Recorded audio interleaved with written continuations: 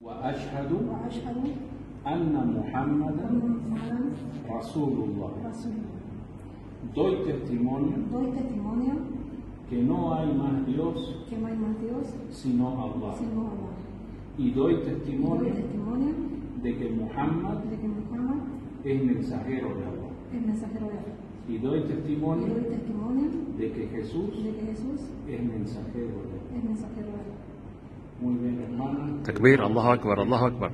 Su testimonio, que le dé fuerza, y dentro de lo que sea posible, usted tiene aquí hermanos, la vamos a asistir y acompañar dentro de nuestras posibilidades.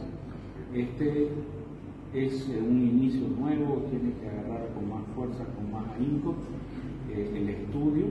Le vamos a obsequiar algunos libros para que usted pueda ir estudiando y bueno, cuando esté de vuelta en su lugar de residencia también pueda proseguir, porque Dios está en todas partes acompañándolo a usted con su conocimiento, con su sabiduría y sobre todo con su amor, ¿ya?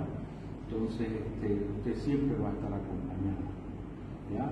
Muchas felicidades y bienvenidas nuevamente. Allahu Akbar. Allah.